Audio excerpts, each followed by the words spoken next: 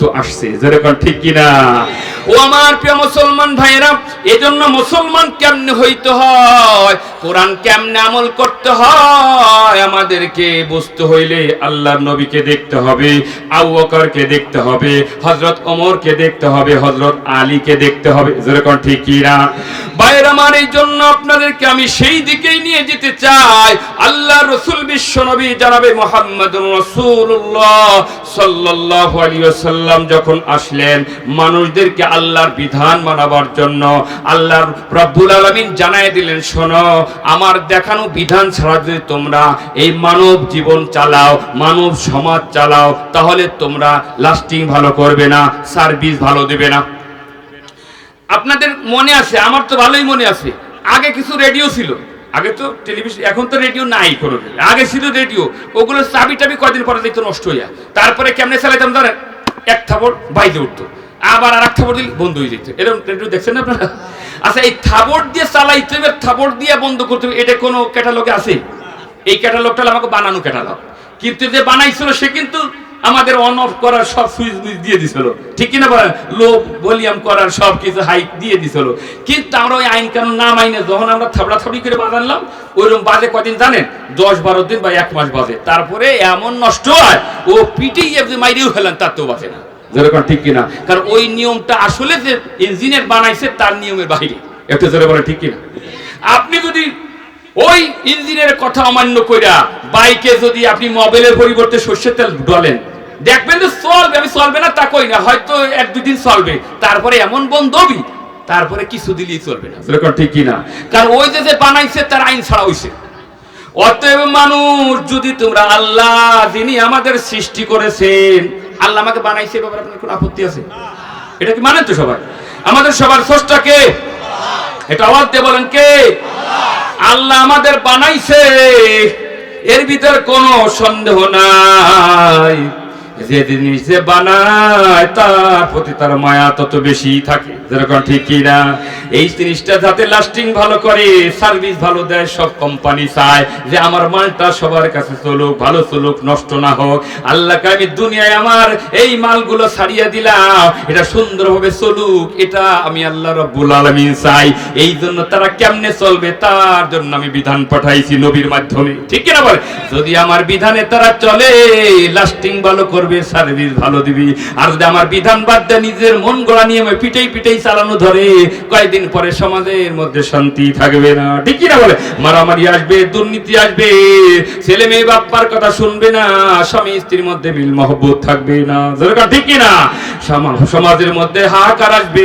অর্থনৈতিক বৈষম্য তৈরি হবে আরে ওই যে বাসের আপনার রডের বদলে বাইক দিয়ে তোমার বিল্ডিং বানাইয়া দিবে দেখবা কোনো জায়গায় শান্তি থাকবে না আর আল্লাহর বিধান যেখানেই থাকবে ইসলাম যেখানে থাকবে শান্তি সেই জায়গায় আসবে ঠিকই না আপনারা শুনছেন না ইসলামের আরেকটা মানে শান্তি আপনারা বলতেন না এর মানে হলো ইসলাম যারা মানবে তারাই শান্তি পাবে ঠিকই না ইসলাম হলো চিরদিনের শান্তি সুখের নিশানা ইসলাম ছাড়া অন্য সবই জাহান্নামের ঠিকানা ঠিক না ইসলাম হলো চিরদিনের শান্তি সুখের নিশানা ইসলাম ছাড়া অন্য সবই জাহান্নামের ঠিকানা ঠিক না তাহলে ইসলাম ছাড়া যা আছে সব জাহান্নামের ঠিকানা আসেন কুরআনুল কারীম থেকে এখন আপনাদেরকে আমি দলিল দিচ্ছি আল্লাহ বলেন শোনো ইন্নাদ দীনা ইনদাল্লাহিল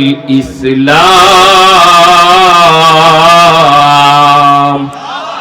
আল্লাহর কাছে একমাত্র শুধুমাত্র জীবন ব্যবস্থা হলো ইসলাম আল্লাহর কাছে মনোনীত পছন্দনীয় সিলেক্টেড সেটা হলো ইসলাম ইসলাম ছাড়া অন্য কোন জীবন ব্যবস্থা আল্লাহর কাছে গ্রহণযোগ্য হবে না ঠিক কি না ও আমার প্রাণের মুসলমান ভাই বোনেরা আপনাদের আমি কেমনে বুঝাবো আমার দিলটা যদি আপনাকে দিয়ে দিতে পারতাম আমার চোখটা যদি আপনাদের দিতে পারতাম তাহলে আপনারা আমার মতো কষ্ট পাইতেন ভাইয়ের আমার একটু বুঝার চেষ্টা করেন ইসলাম হলো দ্বীন ইসলাম মানে কি দ্বীন দ্বীন শব্দটার 40টা অনুবাদ করা হয়েছে লিসানুল আরব আরবি ভাষার সবচেয়ে বড় ডিকশনারি মানে অভিধান অর্থ আছে না, ওটাকে অভিধান, লুগাত।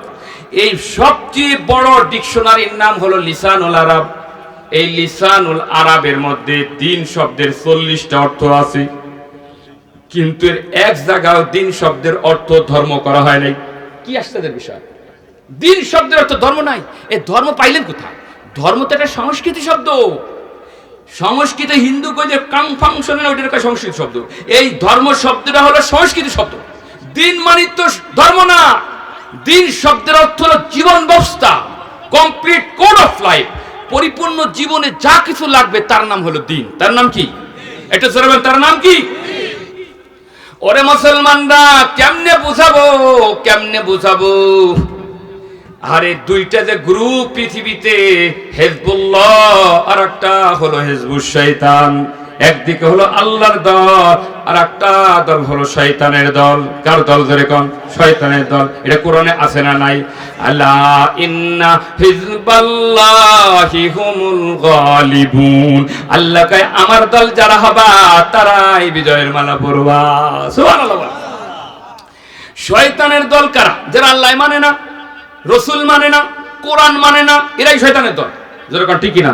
যারা আল্লাহ মানে না, রসুল মানে না, কোরআন মানে না, এরা কার দল? কি আপনাকে আপত্তি আছে? যারা আল্লাহকে মানবে না, রসুলকে মানে না, কোরআন মানে না, তারা কি আল্লাহর দল না শয়তানের দল? তাহলে এই পৃথিবীর ইহুদি, খ্রিস্টান, মুশরিক, বৌদ্ধ যা আছে, এগুলোতে শয়তানের দলের ভিতরে আপনার কোনো সন্দেহ আছে? এটা যেরকম আছে। এ আমার মুসলমান ভাই বোনেরা, খেয়াল করে শোনেন, এই শয়তানের দল চায় যেন জমিনের মধ্যে আল্লাহর বিধানটা না আসতে পারে, আল্লাহর দেয়া দ্বীন অর্থাৎ ইসলাম যেন কায়েম হইতে না পারে। তারা চায় আল্লাহর বিধান ইসলামের বিপরীত চলার জন্য। খেয়াল করে শোনেন, সমস্ত নবী রাসূলরা আসছেন আল্লাহর জমিনে আল্লাহর দ্বীনকে কায়েম করার জন্য, আল্লাহর বিধান কায়েম করার জন্য। কার বিধান? জোরে বলেন। আল্লাহর দ্বীন। আল্লাহর দ্বীনের নাম হলো ইসলাম। আল্লাহর দ্বীনের নাম কি? এটা জোরে বলেন। আল্লাহর দ্বীনের নাম, এটাকে বলে দ্বীনে হক। এটার নাম দ্বীনে হক। আর যত জীবন ব্যবস্থা আছে এগুলোর নাম হলো দ্বীনে বাতিল। দ্বীনে বাতিল। আল্লাহর দেয়া জীবন ব্যবস্থার নাম হলো দ্বীনে হক, আর যত ব্যবস্থা আছে সবগুলোর নাম হলো দ্বীনে বাতিল। বলেন কি? দ্বীনে বাতিল। এখন আসেন, দুনিয়া আল্লাহ তৈরি করলেন, মানব জাতিকে পাঠাইলেন। বুঝলেন কথা? আল্লাহ পাক একদিকে আল্লাহর বিধান ইসলাম পাঠাইলেন, আর শয়তান ইবলিস নাজিল হইয়া সে চাইলো আল্লাহর বিধান যেন চলতে না পারে। শয়তান বিভিন্ন নামে, ছন্দে, বিভিন্ন রূপে সে শয়তানের বিধান চালু করলো, বিভিন্ন নামে বেনামে। বুঝলেন কথা? নবীদেরকে আল্লাহ পাক পাঠালেন, যেই জায়গায় আল্লাহর বিধান চালু নাই, আল্লাহর দ্বীন কায়েম নাই, সব নবীদেরকে আল্লাহ অর্ডার করলেন, ও নবীরা, তোমাদেরকে আমি নির্দেশ দিলাম এই জমিনের মধ্যে আমার দ্বীন, আমার ইসলাম কায়েম করো, আমার বিধানকে তোমরা কায়েম করো, আমার আইনকে কায়েম করো। যদি আমার আইন কায়েম করো তাহলে সমাজে শান্তি আসবে। যেরকম ঠিক কিনা? আমার আইন যেখানে থাকবে না সেখানে শান্তি থাকবে। এই ব্যাপারে কি আপনারা একমত কিনা? কোন মুসলমান যদি এই কথা বিশ্বাস না করে সে মুসলমান থাকতে পারে? আল্লাহর আইন যেখানে আছে শান্তি সেখানে আছে, আল্লাহর আইন যেখানে নাই সেখানে শান্তি থাকতে পারে না। ভাইরা আমার, আপনারা বলবেন এই আল্লাহর এই দ্বীন কায়েমের কাজটা কি শুধু আমাদের দিছে কিনা? আপনাদের আজকে দলিল দিয়ে সব আয়াত পড়ে শোনায় যায়। সূরা শূরার 13 নম্বর আয়াত একটু খেয়াল করে শোনেন। শারা'a লাকুম মিনাদ-দীনি মা ওয়াসসা বিহি নূহা ওয়াল্লাযী আওহাইনা ইলাইকা ওয়া মা ওয়াসাইনা বিহি ইব্রাহিমা ওয়া মূসা ওয়া ঈসা আন আকিমুদ-দীনা ওয়া লা তাতাফাররাকু ফীহি। আপনারা যদি আলেম না, কিন্তু আয়াতের মধ্যে আপনারা বুঝতে পারবেন, আমি সেভাবে পড়তেছি, খেয়াল করে শোনেন। আল্লাহ রাব্বুল আলামিন দ্বীনের বিধিবিধান দিয়েছেন মা ওয়াসা বিহি নূহা। আল্লাহ কয় যেটার নির্দেশ আমি আল্লাহ পাক নূহ আলাইহিস সালামকে দিয়েছিলেন, যে আল্লাহ ওয়াল্লাযী আওহাইনা ইলাইকা, হে নবী মুহাম্মদ সাল্লাল্লাহু আলাইহি ওয়াসাল্লাম, আপনাকেও যে ওহী আমি দিছি, যে আদেশ করেছি,